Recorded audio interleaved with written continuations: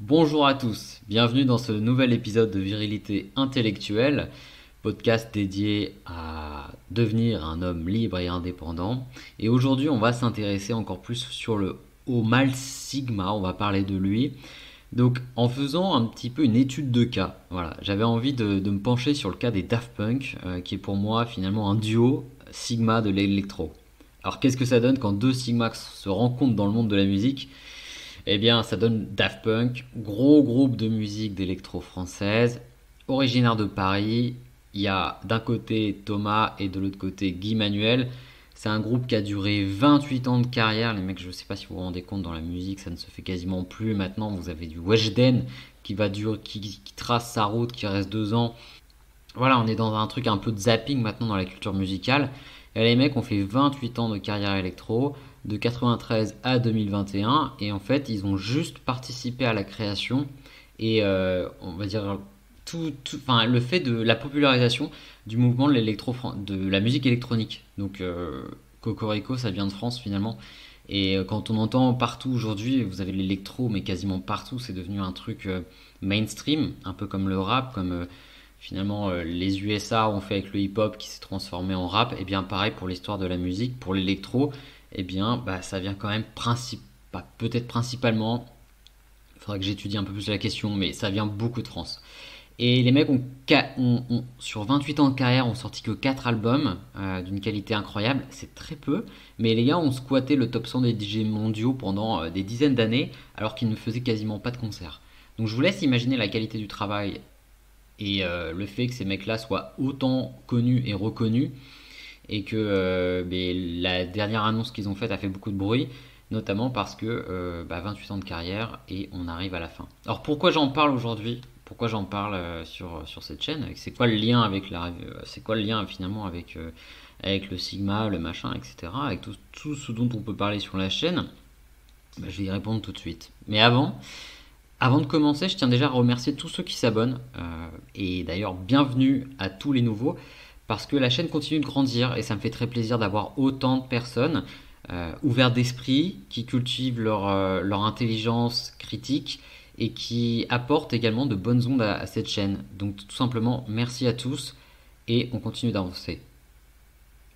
Alors vous le savez peut-être déjà, mais les Daft Punk ont mis en ligne une vidéo pour annoncer la fin de leur projet il y a à peu près une semaine. Ça a fait beaucoup de bruit dans le monde de la musique.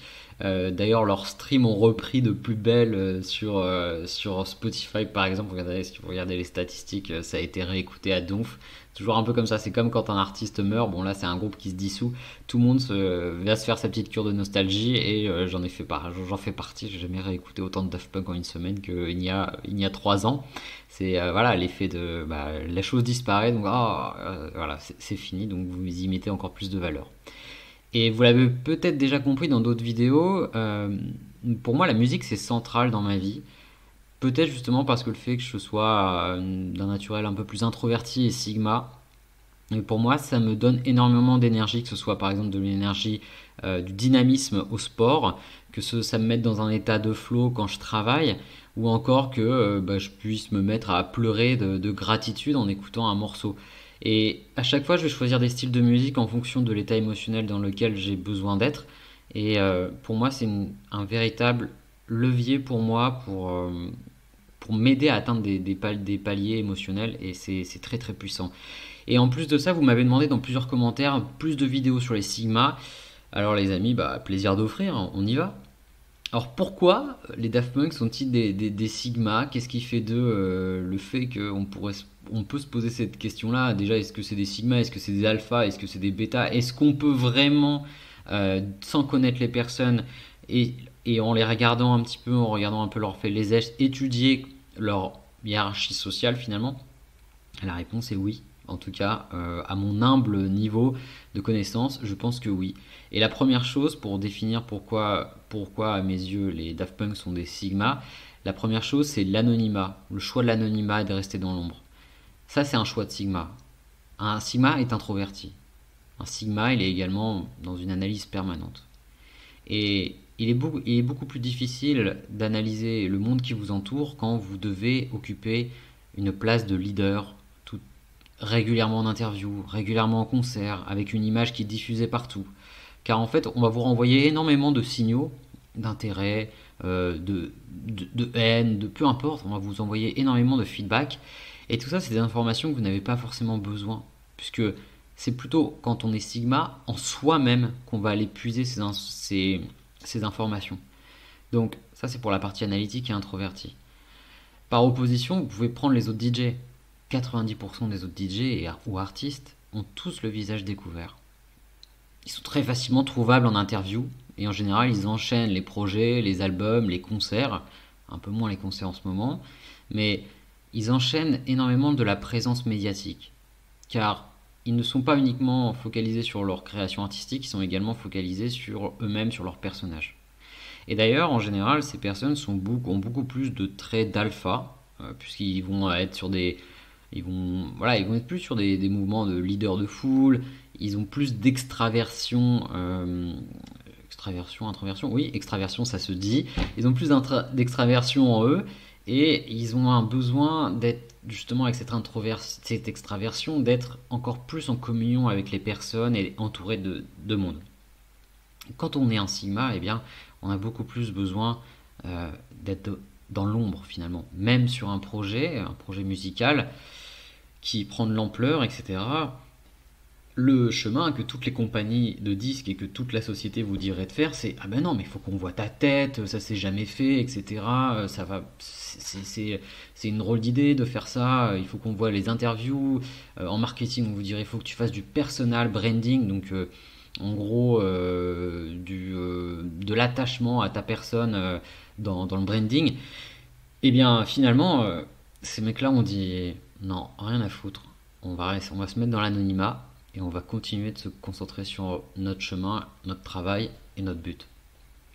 Donc pour moi, ce ne sont pas des alphas, ce sont beaucoup plus des sigmas, ces deux gars. Et est-ce que d'ailleurs, on pourrait se demander, est-ce que c'est un choix marketing?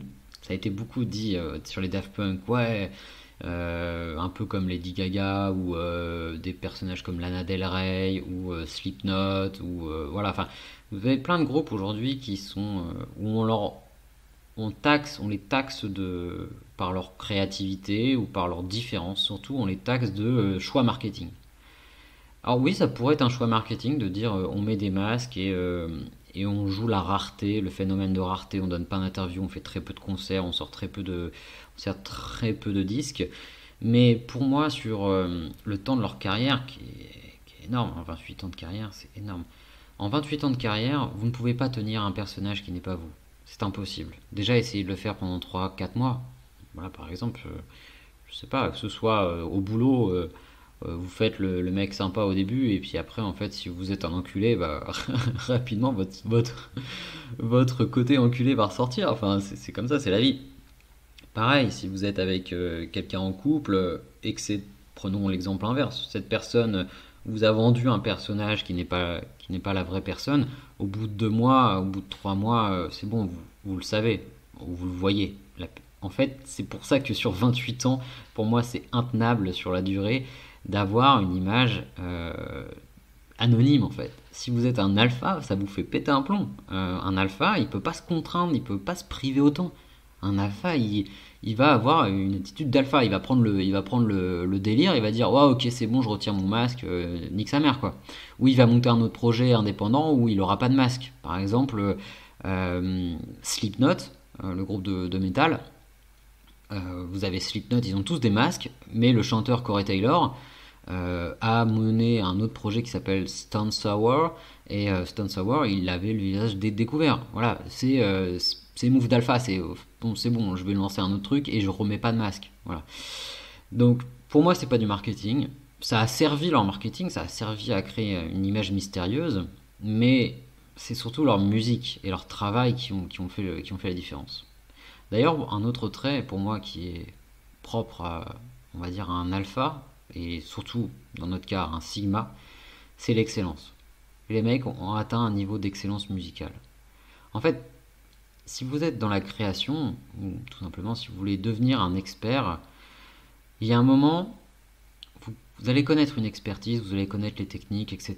Mais il y a un moment, vous allez devoir passer dans la... Pour continuer de grandir et d'évoluer, vous allez devoir passer dans la partie créative.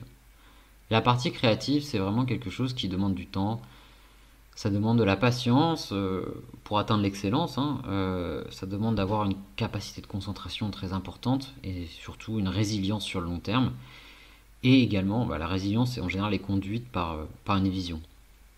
En gros, ces mecs-là, ils ont un but et une mission dans leur vie. C'est peut-être tout simplement de transmettre des émotions avec la musique.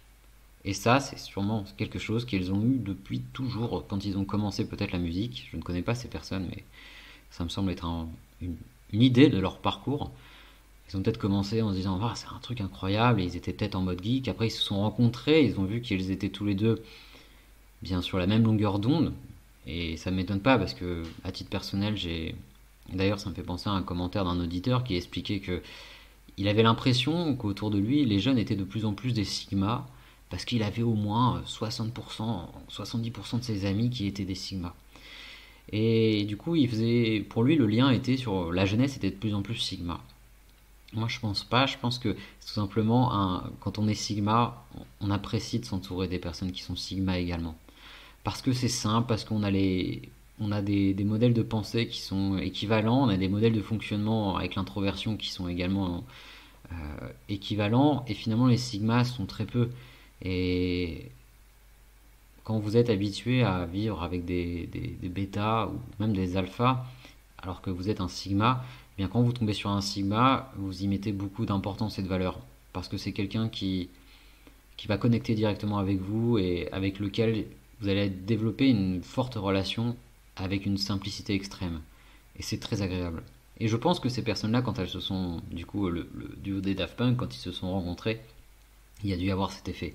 Et après, ils ont poussé l'excellence, et là, ce n'est pas tout le monde qui peut devenir les Daft Punk, qu'on se le dise. Il y a peut-être une partie de...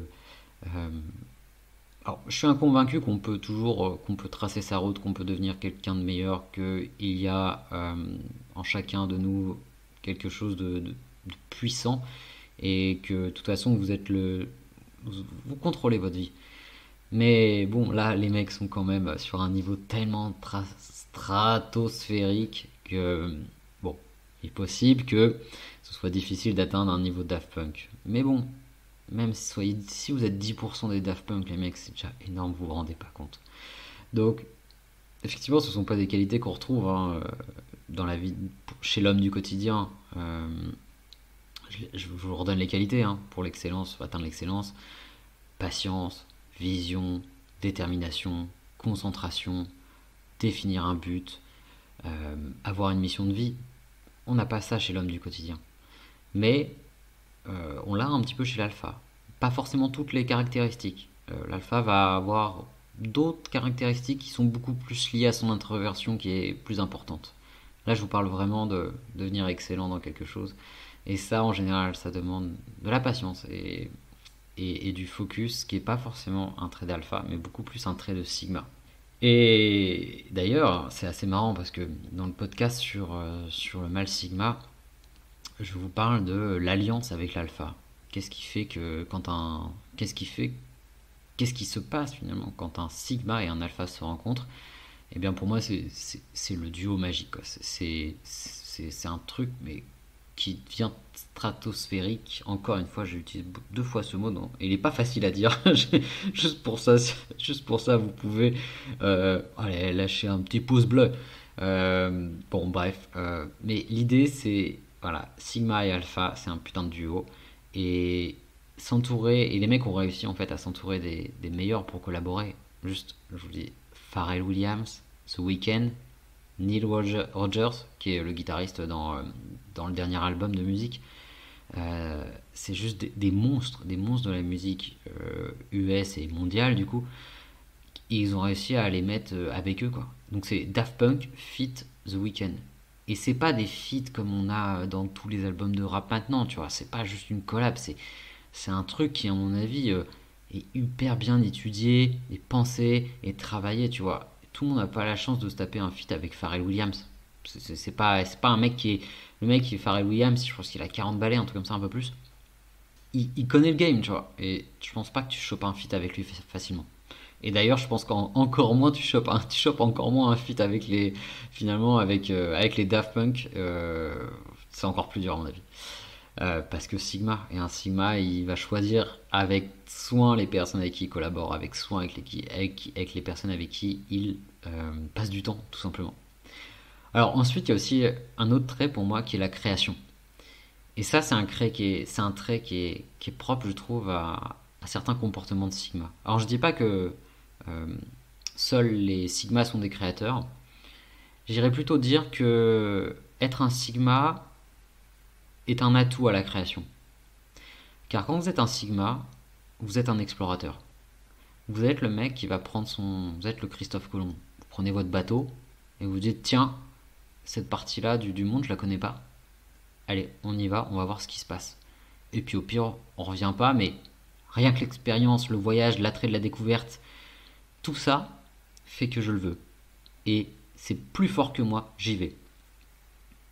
Alors, Sigma, c'est aussi être un... Alors au-delà d'être un explorateur, c'est être un homme libre de tout jugement.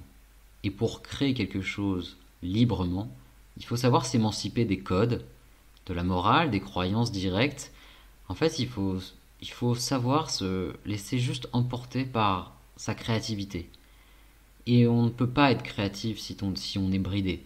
Ça, c'est vraiment quelque chose que vous devez savoir, c'est que un créatif ne travaillera jamais comme quelqu'un qui doit produire des choses à la chaîne. C'est impossible. Vous pouvez pas dire à un créatif travaille 8 heures sur ton truc. C'est pas possible, ça fonctionne pas comme ça.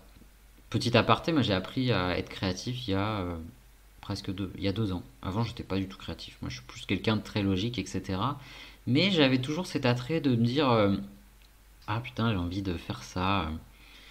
Tiens, j'ai envie d'apprendre tel truc. Donc c'est entre apprentissage, mais c'était un apprentissage qui était en général corrélé à pouvoir créer quelque chose par la suite. Par exemple, tiens, je veux apprendre à monter des vidéos, et c'était finalement pour créer des vidéos, créer mes propres films. Tiens, je vais apprendre à jouer de la batterie. Là, j'ai fait 15 ans de batterie, et là, ça fait 1 an que je commence à apprendre la basse. Mais à terme, je veux également apprendre à chanter, apprendre à faire du piano et apprendre à faire de la guitare.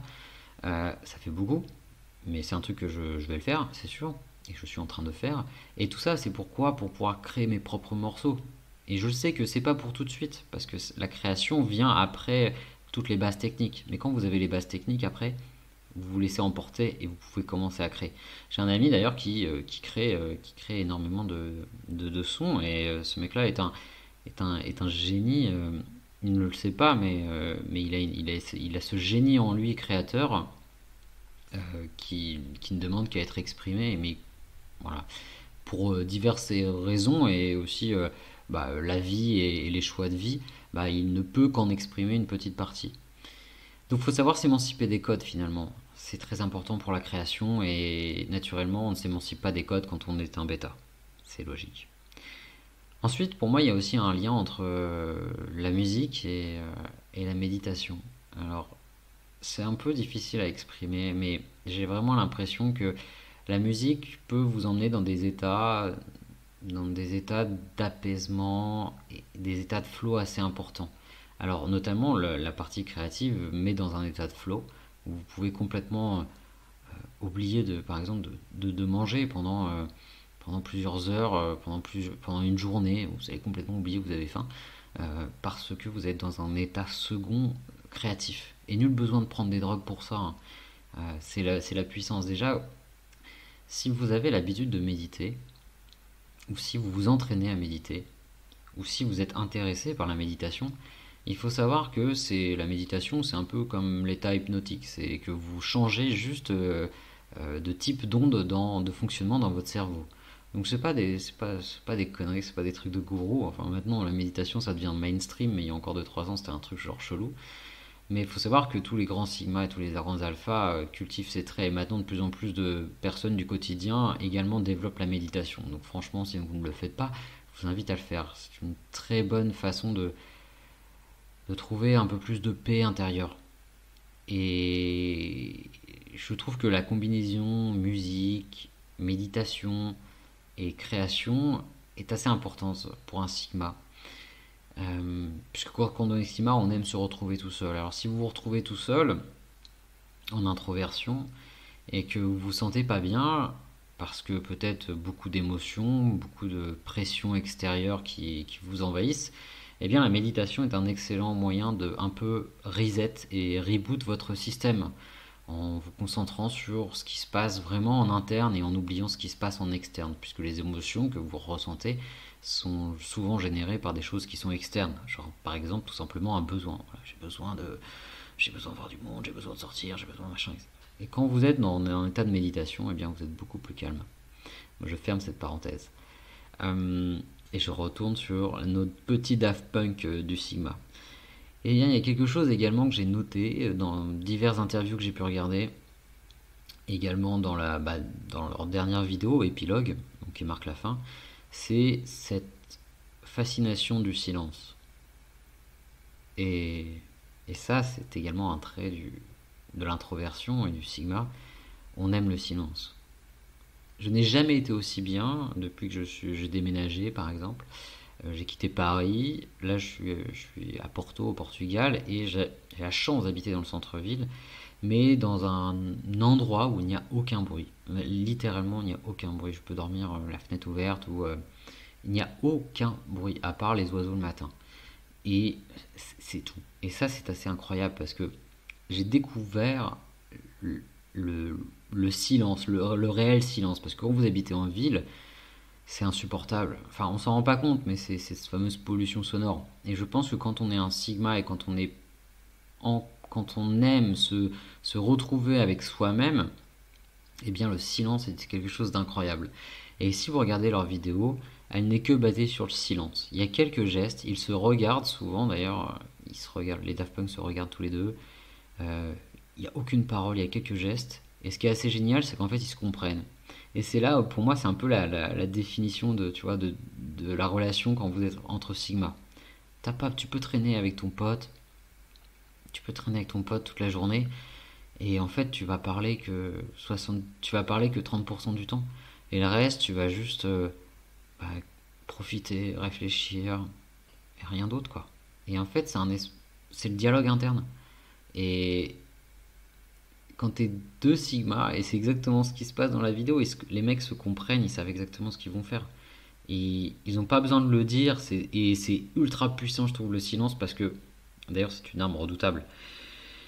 Essayez d'utiliser le silence quand vous êtes avec quelqu'un, vous êtes avec une femme dans la séduction, que vous soyez dans un entretien d'embauche, que vous soyez dans une négociation un peu serrée, que vous soyez dans un conflit à résoudre.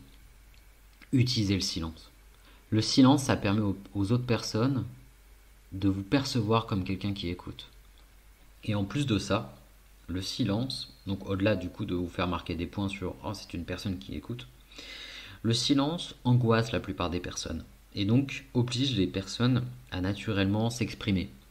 Et quand elles s'expriment, elles vont dire ce qu'elles ont au fond d'elles, voilà, au fur et à mesure.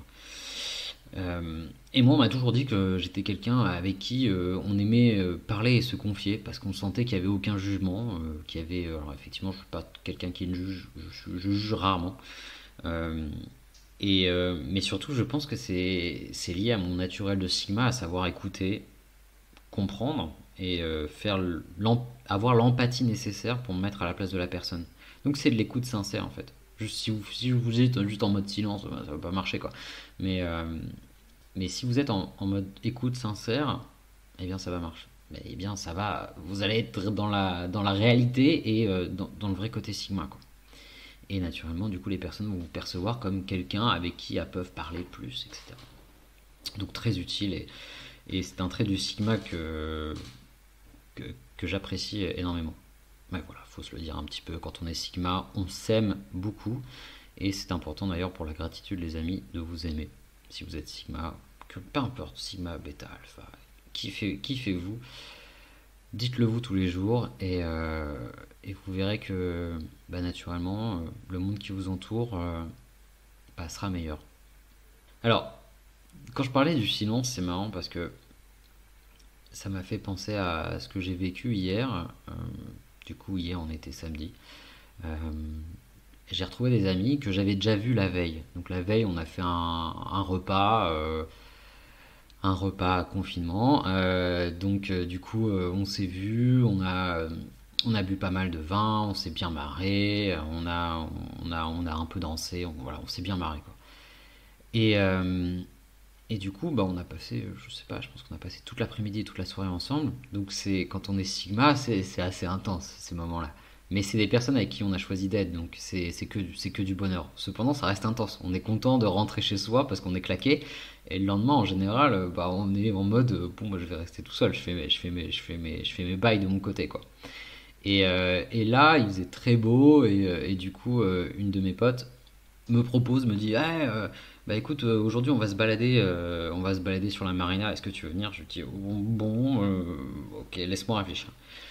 Et une heure après, bon, bah, j'avais réussi à faire deux trois trucs perso, donc je me dis, ok, go, je vais les rejoindre. Donc je rejoins tout le monde. Et finalement, je suis resté avec eux, je sais pas, 4 heures. Je pense que j'ai quasiment pas parlé des 4 heures. J'étais juste là, genre je kiffais. Il y avait du soleil, il y avait la mer, il y avait des gens que j'aime. Et, euh, et je les laissais parler entre eux, tu vois. Et je disais rien, je regardais.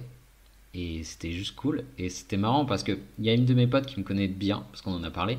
Elle est comme moi, donc elle comprenait exactement ce que je faisais, tu vois. Et comment. Enfin, elle comprenait exactement dans quel état émotionnel j'étais. Et peut-être que vous, ça vous arrive aussi, tu vois, euh, d'être dans cet état de juste de contemplation. Vous regardez ce qui se passe et vous kiffez. Et puis vous n'avez pas besoin de parler, quoi. Et du coup, vous êtes calme, vous êtes juste. Et ma pote me dit ah, ça va, je suis désolé, tout le monde parle portugais aujourd'hui. Parce qu'il faut savoir que j'apprends le portugais, mais je parle pas très bien le portugais. Donc, quand ils sont entre eux et que ça parle dans tous les sens et qu'ils ne passent pas en anglais, bah, du coup, forcément, on se comprend pas, je comprends pas donc quoi. Et je lui dis mais non, mais c'est pas grave, t'inquiète. On a beaucoup parlé hier et là, moi, c'est cool. Juste, je suis dans un état de bien-être et je kiffe quoi. Et ça, c'est un vrai truc de Sigma de pouvoir se mettre en mode juste en paix. Et je lui ai dit justement, je lui ai dit non, non, mais moi je suis juste, je suis calme là, je suis très bien. Et une autre pote qui est beaucoup plus extravertie, qui a besoin d'attention, qui a besoin de beaucoup parler et qui me parle souvent parce que du coup j'écoute bien. Du coup, vient me voir plusieurs fois et fait l'effort de parler en anglais, fait l'effort de trouver des sujets de conversation et me dit ah, t'as l'air fatigué. Et je lui dis non, je suis pas fatigué, je suis en paix, tu vois. Et elle qui est pas, du coup, qui a forcément plus d'insécurité, je le sens parce qu'elle est encore jeune, etc. euh, Bug, littéralement, quand je lui ai dit ça. Elle m'a dit oh, wow, comment tu fais pour être en paix? Elle me dit j'ai remarqué que t'étais un homme calme et posé. Mais donc ça, les amis, ça fait partie du contrôle émotionnel. Je vous renvoie à la vidéo sur la virilité. Donc c'est la partie virilité intellectuelle. Donc développer son contrôle émotionnel. Donc effectivement, quand vous êtes calme et serein, ça inspire aussi une posture virile, tout simplement. Puisqu'une femme, par essence féminine, est beaucoup plus émotionnelle. Et d'ailleurs, c'est quelque chose que j'aime beaucoup chez la femme, c'est quand elle est même quand elle fait du drama, et on le sait, parfois elle font du drama juste pour faire du drama, et quand vous savez que c'est juste parce qu'elle recherche des émotions, eh bien c'est assez amusant. Et d'ailleurs, le fait d'être stoïque quand elle fait du drama, ça lui génère une émotion en mode oh putain, le drama marche pas, et du coup, vous pouvez transformer le drama en jeu. Bon, bref, aparté. Et du coup, je la voyais qu'elle était en mode ah, je savais que t'étais calme, mais c'est marrant, t'as pas besoin de parler, etc. Non, je dis non, non, non, je suis un homme. Voilà, je lui ai pas expliqué Sigma parce que bon, on va pas parce que je vais pas rentrer dans des explications trop complexes puisque c'est pas forcément ce qu'elle a besoin c'est pas ce qu'elle cherche à savoir. Mais effectivement, vous avez naturellement ce silence intrigue et intéresse les personnes parce qu'elles se posent des questions. Comment cette personne peut être bien silencieuse, ne pas avoir besoin de venir me parler, etc. Et vous allez forcément attirer des personnes autour de vous, et puis finalement sans rien faire, ce qui est assez génial. Et du coup, quand je vois toutes les vidéos sur YouTube, sur la séduction, qui vous donnent des techniques pour attirer les meufs, etc. En fait, les gars, arrêtez quoi. Juste faites votre vie. Et d'ailleurs, le résultat, puisque cette deuxième amie, on se dragouille un peu, il y a un peu de jeu, il y a un peu de jeu de séduction, voilà, qui est qui est sympa parce que pour l'attrait du jeu et qui n'y a pas forcément d'enjeu émotionnel au-delà de ça pour moi. Mais c'est assez marrant parce que finalement, après la balade, on est rentré. Oui, là, je vous raconte ma vie, mais bon, il y a un moment, c'est mon podcast. Et puis, euh, et puis, la théorie, ça vient, mais des exemples, c'est bien aussi. Et, euh, et du coup, on rentre chez elle, parce qu'elles sont en colocation. Et du coup, la fille, il reste tous les quatre Brésiliens, brésiliennes restent ensemble, parlent, déjeunent. Moi, j'avais pris mon PC parce que je devais travailler sur des trucs. Du coup, je travaille sur le canapé juste à côté. La fille avec qui je joue monte dans sa chambre et je sais pas pourquoi. Enfin bref, elle monte dans sa chambre, elle fait sa life. Et du coup, moi, je reste une demi-heure de plus. Je termine mes trucs. Je prends un verre avec eux et à un moment, je leur dis bon bah moi, je me casse parce que juste, juste je me casse. En fait, dans ma tête, j'étais là, je fais bon, bon, ils parlent tous portugais, c'est bon, j'ai vu assez de personnes, j'ai travaillé sur un truc créatif pendant qu'ils étaient là, ça m'a aidé. Maintenant, je vais rentrer, puis je vais faire mes trucs solo, quoi. Je vais rentrer, je vais jouer de la basse, je vais me poser, je vais me détendre, je vais cuisiner, je vais manger un bon truc. Et du coup, je dis bon, bah, je me casse, je rentre. Et du coup, je dis un au revoir collectif, et finalement, bah, je suis parti. Une demi-heure après, ça n'a pas raté, ça n'a pas loupé. J'ai eu un message, mais où es-tu? Voilà, de la fille avec qui je joue, qui est une personne qui se dit très indépendante, très détachée de tout le monde, etc. Bon, c'est un peu une carapace, mais vous m'avez compris. Donc, technique de séduction, voilà comment attirer une femme. Bah, en fait, les gars, n'essayez même pas de les attirer. Faites ce que vous voulez de votre vie. Vous avez envie d'être là, vous êtes là, eh bien, elle va être contente de vous voir si elle est intéressée. Vous n'avez pas envie de parler, eh bien vous parlez pas. Elle va venir vous interroger et essayer de comprendre pour percer le mystère de pourquoi vous ne parlez pas. Et vous avez envie de vous casser, bah cassez-vous parce que finalement elle va vous envoyer des messages après pour vous dire mais pourquoi t'es parti et elle va même aller se justifier de pourquoi elle était partie dans sa chambre. Donc c'est assez marrant. Et tout ça pour faire le lien du coup. Voilà, c'était pour vous parler du silence des Daft Punk qui ne se montre pas en interview, qui ne réagit pas, qui fait des vidéos où il n'y a aucune, enfin où l'épilogue de la vidéo n'a aucune parole. Et en fait, ces mecs-là ont juste, si on devait un peu synthétiser ça. Et pour moi, vraiment, les Sigma ne sont pas tous dans le mouvement du MGTOW, donc MGTOW, Men Get Their Own Way, les hommes qui tracent leur propre chemin. C'est pas aussi binaire, on n'est pas tous, tous les gens ne sont pas là-dedans. C'est une philosophie intéressante de vie, mais tous les Sigma ne sont pas dans ce délire-là. Cependant, je pense que Daft Punk est dans ce délire-là. Ils avaient une mission qui était de faire de la musique. Les mecs ont juste créé et développé l'électro. Enfin, ont fait exploser la scène électro et notamment la scène électro française. Ils ont eu 28 ans de carrière. Et bah écoute, il y a un moment, ils ont dû se dire bon, on arrête. Ok, on arrête. Et, et c'est terminé. Voilà. Les mecs, ils tracent leur propre route. C'est tout. Donc c'est à vous de le faire aussi dans votre vie. Parce que ces gars-là, ils ont influencé le monde entier par leur œuvre et également, on se souviendra d'eux aussi par leur image mystérieuse. Et si vous voulez être un Sigma et finalement avoir une vie en dehors de la moyenne, et quand je dis de la moyenne, c'est la moyenne des gens, il n'y a rien de péjoratif, mais c'est la moyenne des gens dans le sens où les gens sont stressés et tristes. Moi je le vois, tu vois, avec du recul et bah, justement parce que je passe mon temps à analyser tout. La plupart des gens, on dit souvent ah les gens se font chier dans leur vie, mais je pense pas qu'ils se font chier tant que ça. Ils sont juste, effectivement, on leur a cassé leurs rêves, on leur a expliqué ils se sont fait conditionner, on leur a fait oublier leurs rêves, on les a pas poussés à se dire bah en fait t'as un truc en toi, t'as du génie en toi. En fait, toi, t'as un truc qui te rend unique, c'est sûr. Chaque humain est différent. C'est pour ça que pour moi, c'est difficile de donner des techniques pour faire machin ou machin, parce que chaque personne est différente. C'est comme si tu me demandais quel est le livre de développement personnel que tu me recommandes. eh ben, mais je pourrais pas te donner de réponse. En fait, si je pourrais te donner une réponse très perso en me disant, bah moi, quand j'ai lu ce truc-là à un moment dans ma vie, à tel moment, etc., ça m'a mis une claque dans la gueule et j'ai pris conscience de ça. Donc je pourrais te les donner, tu vois, te donner un ou deux bouquins. Mais en fait, c'est tellement personnel tous ces trucs-là. Et on est tous différents et on a tous un truc en nous qu'on peut cultiver et développer. Voilà.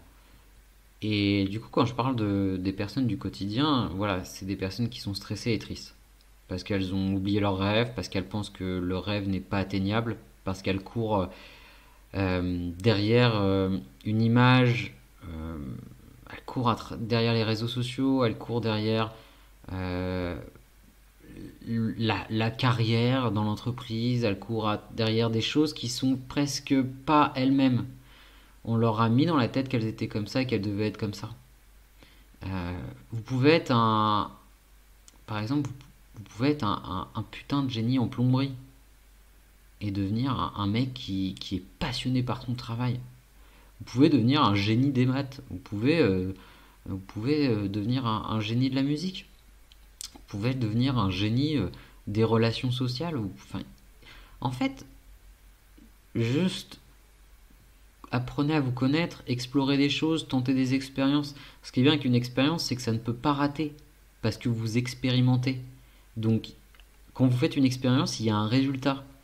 Et ce résultat, c'est pas comme à l'école, c'est pas genre c'est 0 ou c'est 20. Non, c'est oh, cool, j'ai fait une expérience, j'ai un résultat. Donc, qu'est-ce que j'apprends de ce résultat? Et imaginons que vous considériez que le résultat soit un échec, mais pas du tout, parce qu'en fait vous avez juste appris que ce n'était pas comme ça que ça marchait, ou vous n'étiez pas comme ça. Il n'y a pas de vérité absolue quand on parle de vous, et quand on parle de ce que vous avez en vous. Donc là je peux juste vous dire, travaillez sur vous-même, trouvez votre chemin, tracez votre route, ne soyez plus triste, ne soyez plus stressé. C'est ok de l'être, hein, parce que on peut avoir des moments de down, des moments difficiles, mais plus vous vous nourrissez de l'intérieur, plus vous êtes aligné avec vous-même, mieux vous vous sentez. Et quand je disais à ma pote hier, je me sens en paix, c'était pas un mot pris au hasard, non, c'était vraiment, j'étais en paix, quoi. J'avais besoin de rien, genre je respirais, il y avait du soleil, je marchais, il y avait du monde, j'entendais ce qui se passait, je sentais les odeurs, c'était un état de méditation. Je suis resté 4 heures en méditation finalement avec eux, quoi. Mais. Et c'était un état de paix. Bon. Voilà, j'espère que ce podcast vous a intéressé. Finalement, j'ai un peu dit, j'ai un peu digressé. Voilà, je me suis servi des Daft Punk pour vous reparler du Sigma et vous reparler d'histoires personnelles. Mais vous m'avez tellement demandé. Alors, déjà, vous m'avez fait des super retours sur la vidéo sur les Sigma, enfin, sur le podcast sur le Sigma. Et vous m'avez tellement demandé d'en parler plus. Et en fait, c'est difficile pour moi d'en parler plus parce que c'est tellement quelque chose que je connais, puisque en fait, c'est comme si je vous parlais de moi, enfin, genre, sans être auto-centré, mais euh, quand on est Sigma, en fait, on parle tellement avec soi-même que enfin, moi, je me connais, enfin, je me connais, et d'ailleurs, bonne chose si vous êtes un Sigma et que vous avez envie de vous connaître, et que vous êtes célibataire et que vous aimez pas le célibat, eh bien, dites-vous que le célibat, c'est une des meilleures chances pour mieux vous connaître, quoi. Et après, si vous êtes en couple, ne larguez pas votre copine si vous écoutez ce podcast. Ce serait quand même navrant, mais si vous redevenez célibataire, bah écoutez, le célibat, c'est super parce que ça vous permet de mieux vous connaître. Bon, encore, voilà, il y avait beaucoup de divergences, de digressions plutôt, c'est le bon mot, sur ce podcast, mais j'espère que ça vous a plu. Et écoutez, bah, si ça vous a plu, abonnez-vous, manifestez-le dans les commentaires. Mais surtout, les amis, j'ai juste envie de vous souhaiter une très bonne journée ou une très bonne soirée. À très vite.